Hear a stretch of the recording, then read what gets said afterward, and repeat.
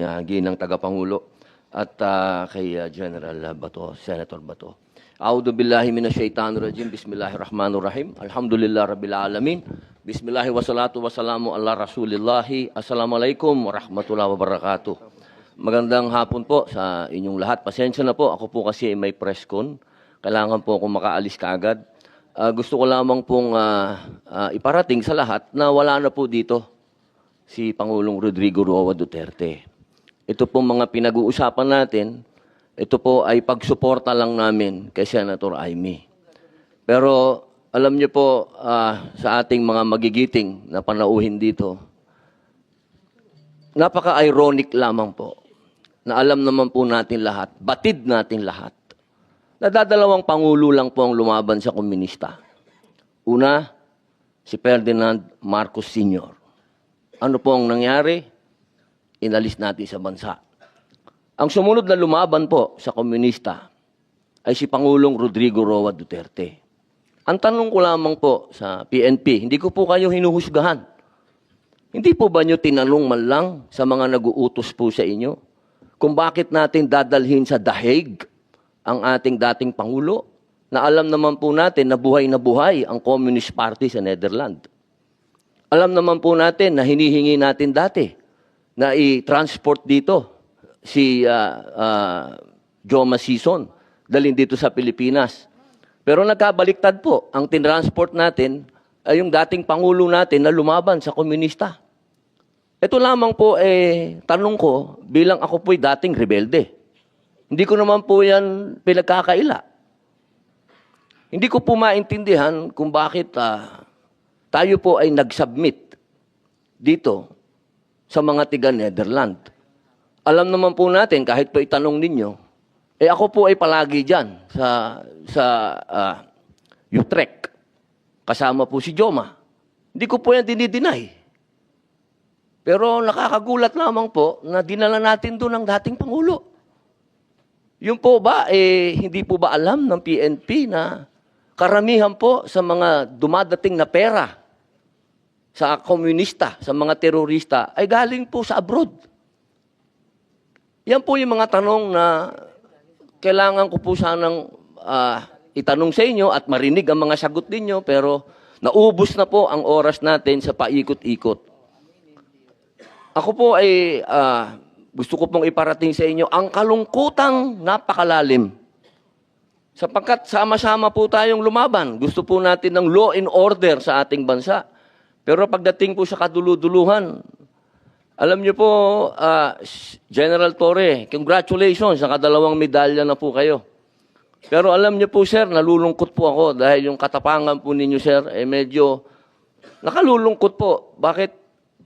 Napakatanda na po ni former President, sir.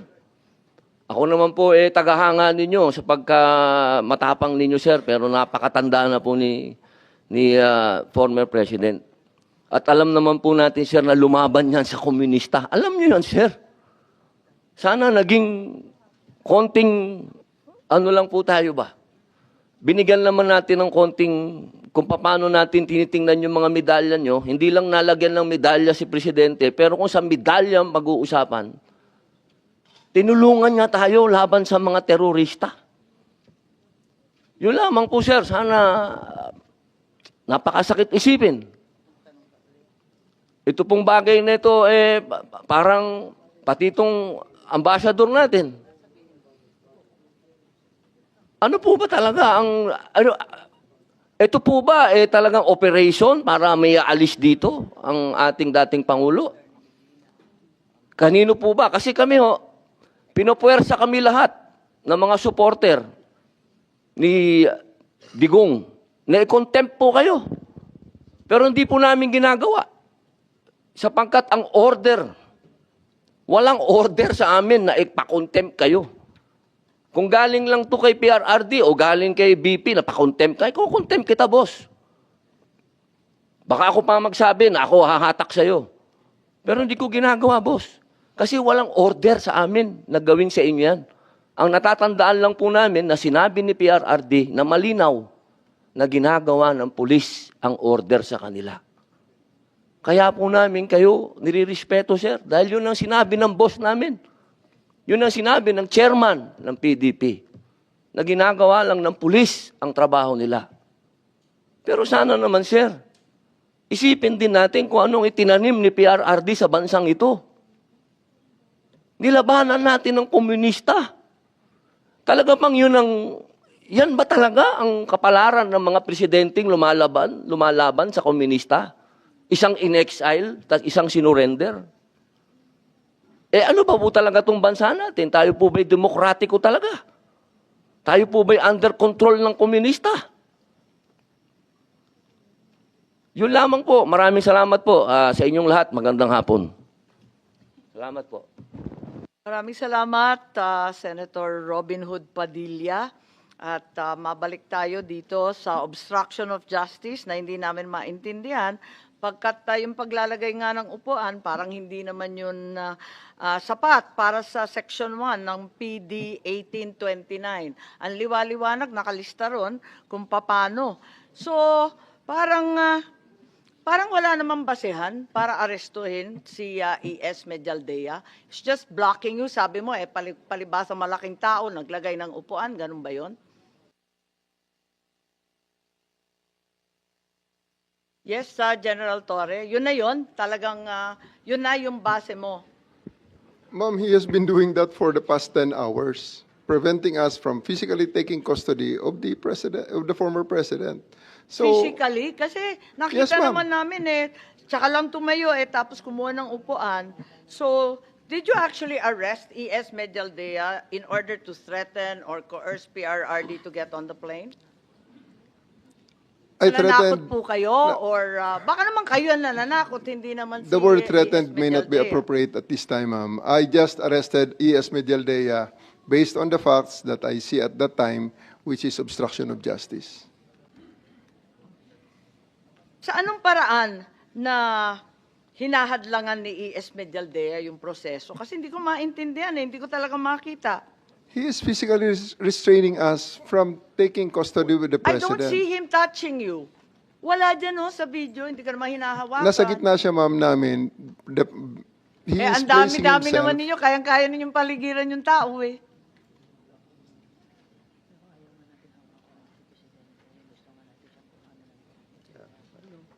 So palagay ko, paikot-ikot tayo dito sa istorya ako hindi naniniwala na may obstruction of justice. As a matter of fact, bakit hindi ninyo dinala si E.S. Medialdea sa kulungan nung gabing yun? Kasi pinusasan mo na, nag-Miranda rights ka na, ba't hindi mo dinala sa preso?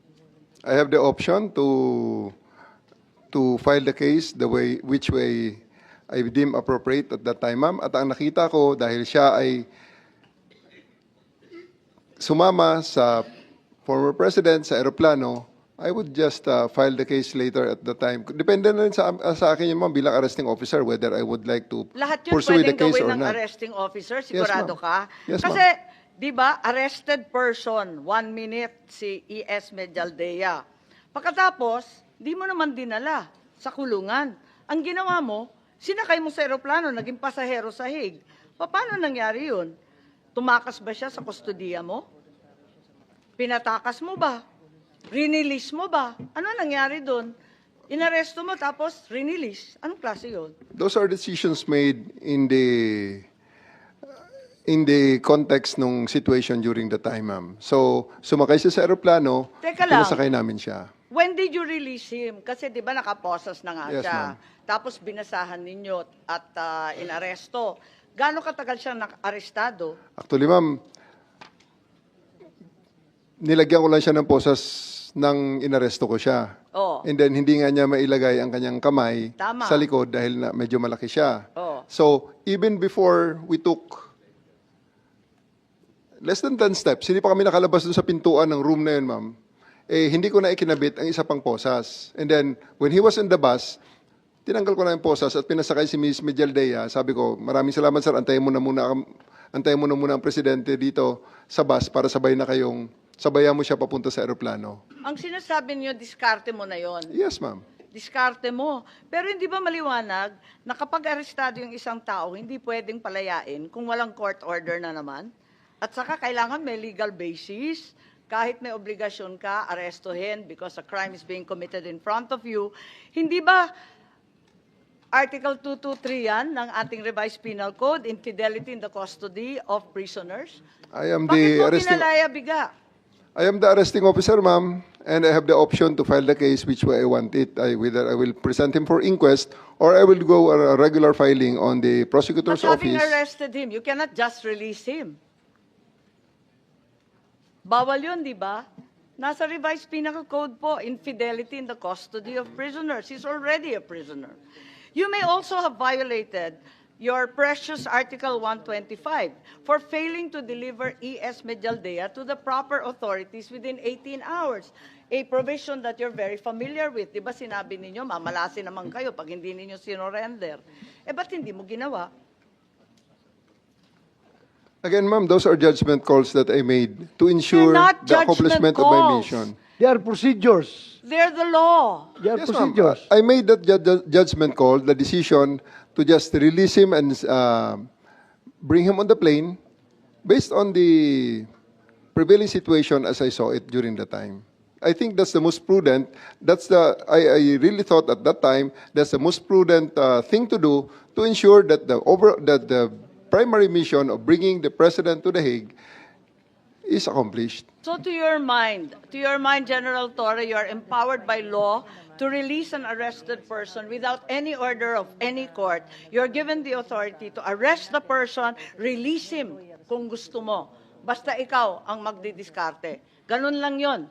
Wala kang pakialam sa batas, sa revised penal code, sa lahat ng pinagbabawal. Ganun ba yun? That's not the context that I made those decisions, ma'am. That's Sasabi not lang in eh. those contexts. Saan ka naman nakakita, inaresto mo yung tao, tapos isasakay mo, papuntang Hague. Anong klase yun?